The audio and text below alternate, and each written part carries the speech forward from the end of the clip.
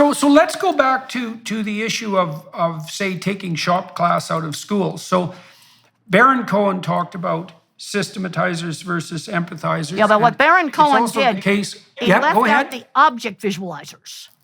He was looking more at the mathematical visualization pattern thinkers. I agree with him about systematizing and verbal, but object visualizers. But he didn't differentiate. He didn't differentiate the systematizers properly. That should be more Yeah, he differentiated. didn't. The systematizers would have two categories: the object visualizer and the visual spatial. And a big mistake in a lot of perceptual studies is that they're not differentiating them.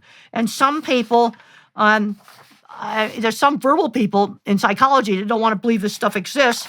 Just while you were setting up the cameras, I downloaded 6 new abstracts that aren't even in my book on this that show that they are different. Right. Okay. Got them right here on my lap. So Cohen also talks about gender differences in relationship to this continua. So we can break the continua into 2 parts on the one end. And it is the case that autism tends to be preferentially a male Yes, disorder, that's right. although there are females as well. But so that systematizing mode of thinking that you've differentiated into the 2 categories also tends to be gender stereotyped to some degree at a biological level. I avoid that issue. It's too controversial because right now I'm interested in one thing at the age of 75 of helping the students who think differently get into really good careers where they can have satisfying lives. And I avoid the controversial stuff. Yeah, well, I'm not so much interested in the controversy. I'm interested in trying to address the issue of why shop courses, for example, have been taken out of schools. Now, we do know that the schools are predominantly run by women, and women are more likely to be empathizers. No, I think they're less likely to be the reason why they systematizers. So I'm wondering if there's a gender issue going on there and a prejudice against a certain way of thinking. Okay. What's that? I think that one of the reason they took out the shop classes, they kind of just go, well, everybody's going to go the university route. And cost. Right. Good shop classes cost a lot of money. Now, people are starting to put shop classes back in, and you know what they're finding? They can't find anybody to teach the shop classes. I just heard about a brand new, beautiful welding shop built here in Colorado at a community college, and they can't find somebody to teach it even after they dropped the university requirement.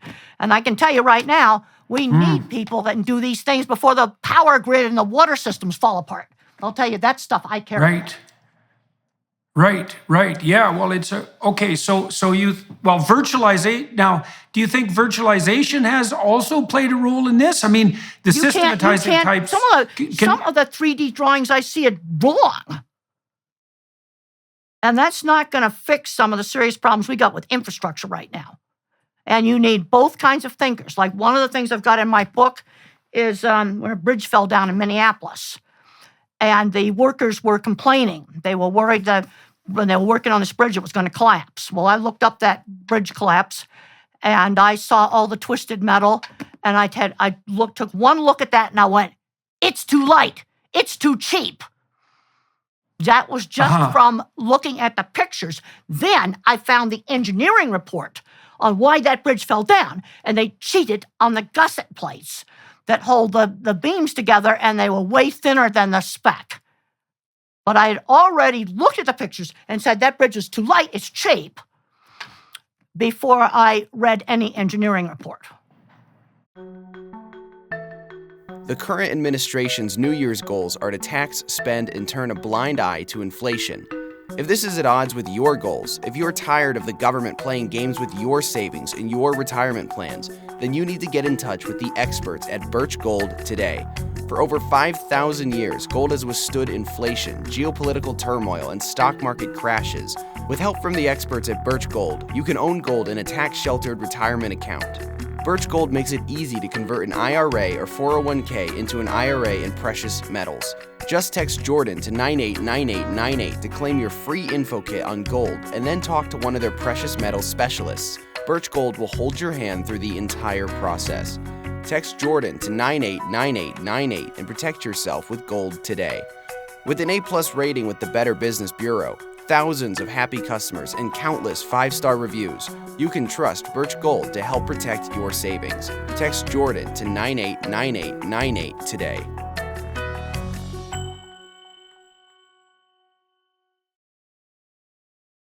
So how was it in your life that you attained the practical knowledge necessary to facilitate your thinking? So we're talking about how I'll tell you. in the vision. I'll tell you how you do it. It's real simple. You got to get out and experience all kinds of stuff, because the more information you put in the database, the better you get. And going back to teaching a computer how to diagnose melanoma, you had to give it like a couple of thousand melanoma examples and a couple of thousand mosquito bites, infected boils, and everything else examples. In other words, as I got older and I got more and more information in my database, I could think better and better and better, and I could make smaller categories of things. Now, a lot of the people that I worked with in construction that build equipment for me, that's used in every large beef plant now in the U.S., one of them started, and some of them would definitely be autistic. One of them started out working on cars. Another one took a single welding class, and now he's selling mechanical equipment all over the world. Started with a tiny shop that then grew into a big shop. And what's happening now is the little shops are not forming. And that's why we're importing all this equipment from Holland and Italy. Because when you look at their educational system, and I looked it up again recently online, Italy actually has 3 routes: university route, tech route, mechanical, and art route. Like for their fashion industry. And the Holland and Netherlands, you can go either university route or tech route. And that's why they're making the state-of-the-art chip-making machine that we don't make. Right. And I'm not talking potato chips, I'm talking electronic chips. Right. I wonder if this is also a consequence of people increasingly moving away from farms.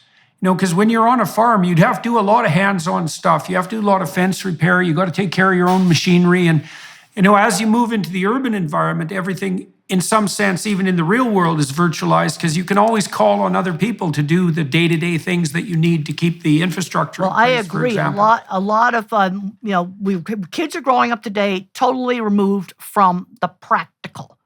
And one of the things I talk about in the visual thinking book is I talked to a doctor, and he told me he had trouble training interns to sew up cuts because the interns had never used scissors as a young child. I had a student in my class that had never used a tape measure to measure anything. And they're totally removed from the world of the practical, where those kids that came off the farms, yes, they had to figure out how to fix things. Absolutely. But I think what's happening now in the schools is things are getting so verbal, and they're going absolutely crazy on math requirements.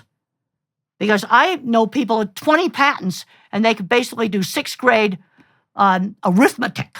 That I could do, because I can relate that back to real things. And things like... Do you know of any research pertaining on how the people who visualize objects might be assessed for their ability? Yes, and there's a whole IQ tests tilt towards the verbal. There's a whole chapter in here, and I never can pronounce their names right, Blankenkova, and I never can say the names correctly, but I have a whole list of references in there where the difference between the object visualizer and the visual spatial is being assessed. And there's a whole bunch of references on that. Now I have to look these names up because I can't pronounce them correctly. Let me find the reference list here for chapter 2. Okay, it's Blazhenkova. I've got 1, 2, 3 references in here from Blazhenkova on types of creativity.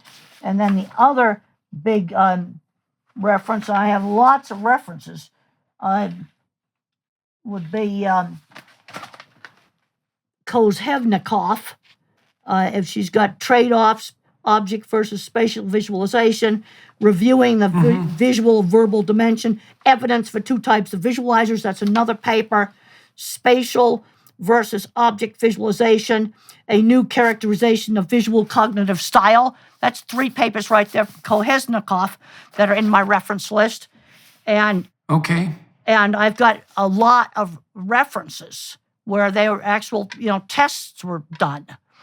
When I go through the citation lists, I just went in and we're working on the children's edition of the book right now, and one of the copy editors had a query about a reference, and I had to look that up, and then I decided to just type in object visualizer, visual spatial, into Google Scholar again, and find the same old papers, and then I found some citations. It's kind of a cool paper here in the journal Cognition.